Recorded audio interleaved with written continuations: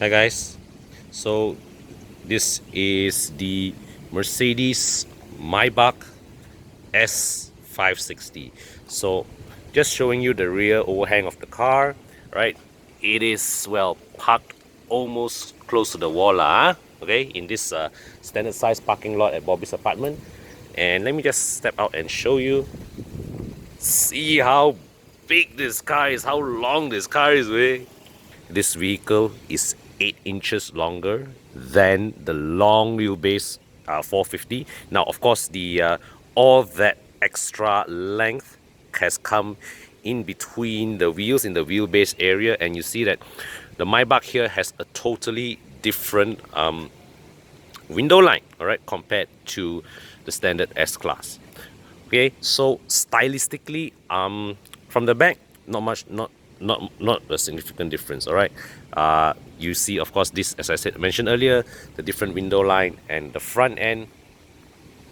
Okay, this more expressive looking grille is more. This grille somehow manages to evoke greater road presence than that of the regular S-Class grille. Headlamps are as per the standard S-Class, and the front bumper also gets more chrome treatment compared to the regular S-Class. But of course, the big news of this car is inside here. Okay, the back seat. Okay, so let's step inside. Okay, and well, this is what this feels like, sitting in the business class section of a plane.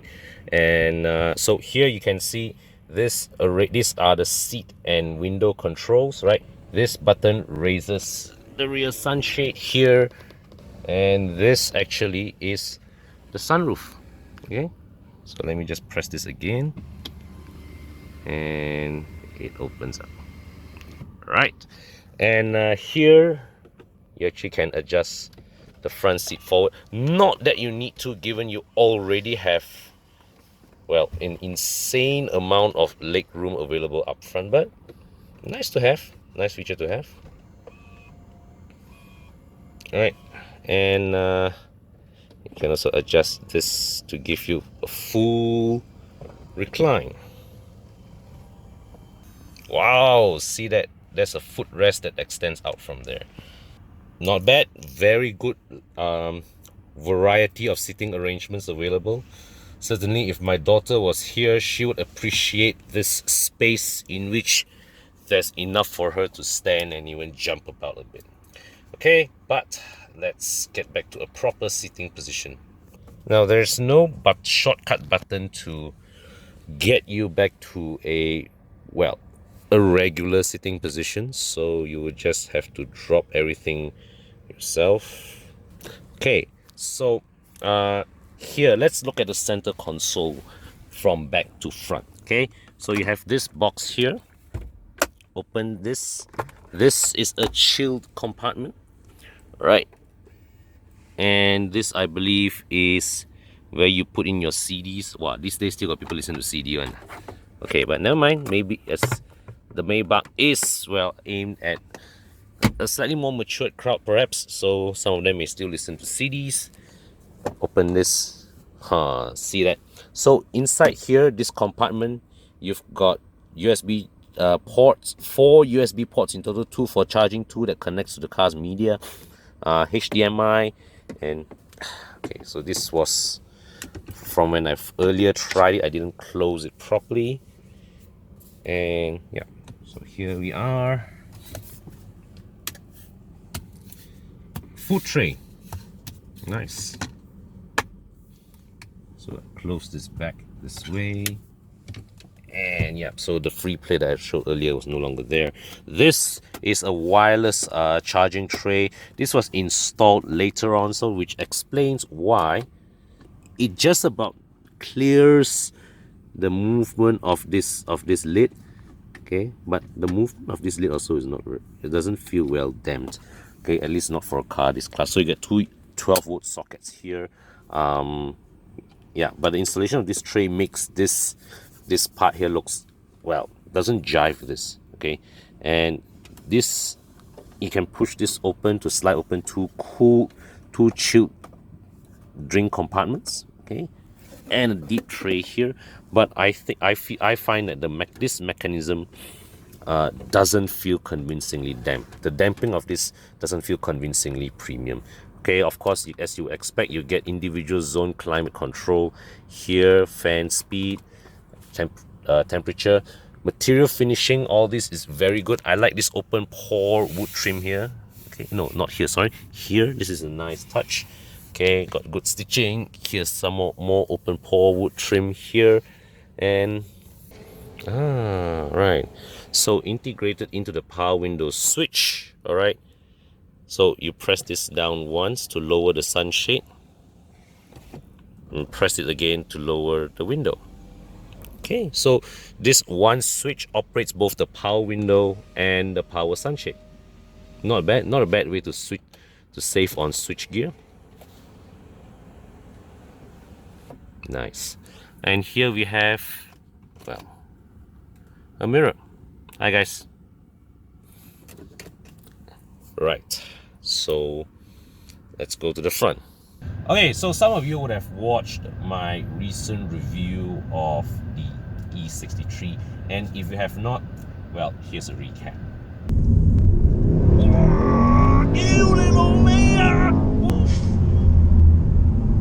Now, the Maybach S560 here uses the same 4-liter V8 as the E63, so the engine hardware is identical, but Mercedes have used entirely different software, okay, to give this engine a totally different tune, and as a result, totally different behavior. So whereas the E63 was pretty much a beast that was loosely caged, the Maybach here feels very refined, very smooth, very restrained. Let me just for scientific purposes, I'm switching it to sport mode now. All right, and yes, the engine feels noticeably punchier, but it still operates with a fair amount of restraint. Now, when it comes to pure luxury cars like the Maybach, or even like a Rolls-Royce or a Bentley, that stratosphere of cars, right?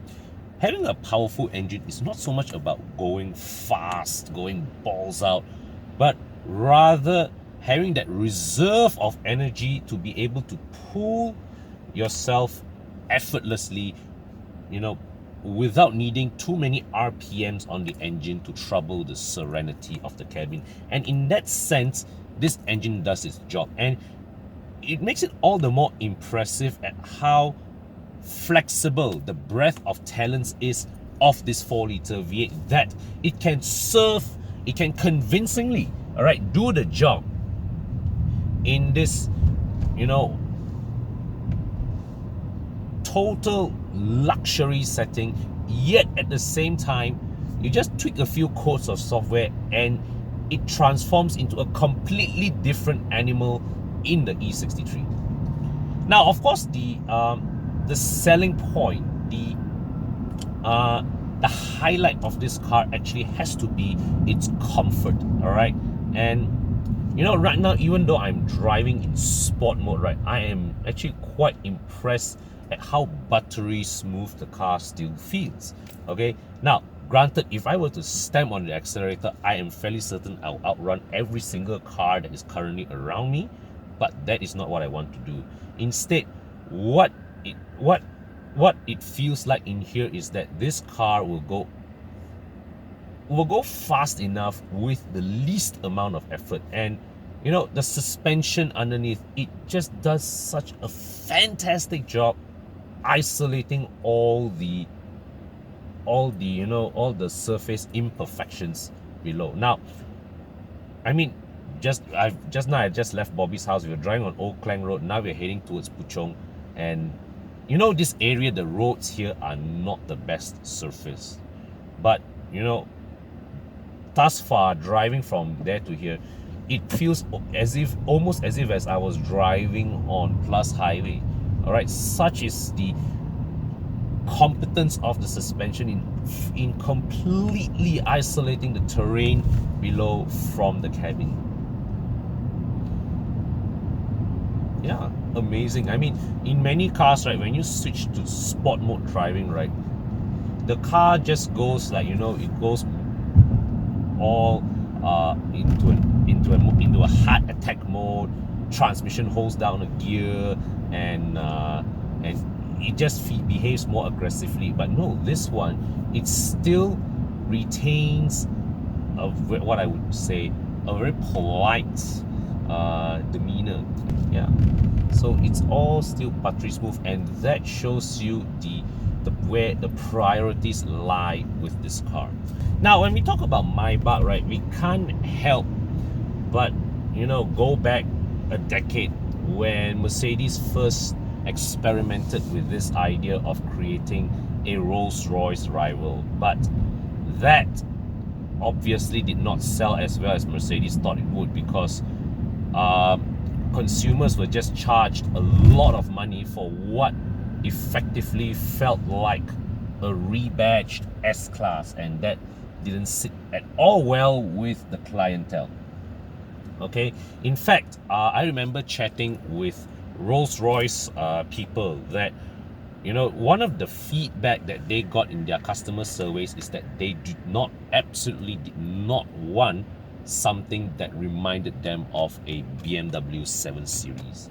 Yeah, so now Mercedes has scrapped Maybach as a standalone brand, but now has used Maybach as a sub-brand to deliver a more atas version of the S-Class. So what is the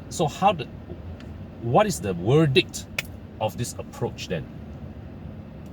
Well, I would say that the S560 Maybach here, it does feel different than a regular S-Class. Now, to give you a bit of context, I have not driven the latest S-Class facelift, but I have reviewed the pre-facelift S400 hybrid during my time in Carlist. Okay, I'll include the link in the description section below. You guys can read my review there. Now,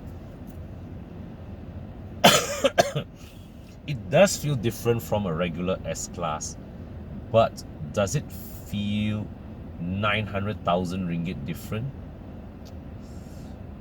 That part I'm struggling a little to see,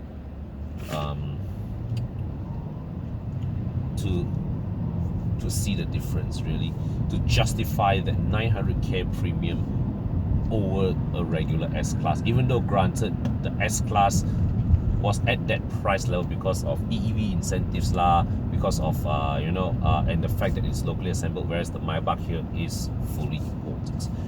Okay, all I can say about this car is that it does feel a step up from a regular S-Class, but whether is it a 900,000 ringgit step up, I'm not fully convinced about that. Okay, the driving experience, as much as the driving experience does feel a little different, I really like how buttery smooth this car feels. But you know, there are some aspects, particularly at the back, when you know, this center tunnel here, the way the mechanism is damped, that was a glaring lack of attention to detail that I would not have expected, even from a regular S-Class, let alone one where you stick the Maybach badge on it. So, I mean, if this was an E-Class or C-Class, that's something I would have overlooked. But when you slap a 900,000 ringgit premium over a regular S-Class, you need to be scrutinized with a lot, to far more stringent standards. And when you really tighten the screw, okay, there are some areas which the Maybach does fall a little short. Not saying it's a bad car, but there are some rough edges which I absolutely would not have expected given the price point. Having recently driven E63 and now on to the Maybach here. Now these are totally different cars, all right? But what really impresses me, what really gets me is that they even put in the effort to do it. Because look at it, how many E63s do you think Mercedes would actually sell? How many Maybachs that you think Mercedes would actually sell? Not many. But the fact that these super sporty, super luxury cars, these masterpieces, they are in the lineup at all. It is a demonstration of confidence by the brand, telling consumers that we dare to take on these challenges and put these cars in the showroom. It doesn't matter if not many people buy them at all. I suspect that they probably will not be too concerned if they don't sell enough Maybachs or E63s. But for a luxury brand, having these cars in the lineup at all is an important statement of intent, all right? Because it generates interest in the regular C200s. It makes people want to buy the A classes, the E classes, and all that. And that is where these niche cars, these all these high-end niche cars play a part. They generate interest in the brand. And what's more, the other aspect that is less often regarded is that when you are in the premium segment, the ultra luxury segment, as much as I said that the Maybach it does not necessarily feel 900,000 ringgit more expensive than a regular S-Class. But at the same time, there are people out there that want to be able to show off to their friends that I can afford to spend an extra 900,000 ringgit over an S-Class, over a regular S-Class. So when it comes to cars like the Maybach here, actually rational thinking does not apply. It does not apply. What really it has to be able to do is to be able to convincingly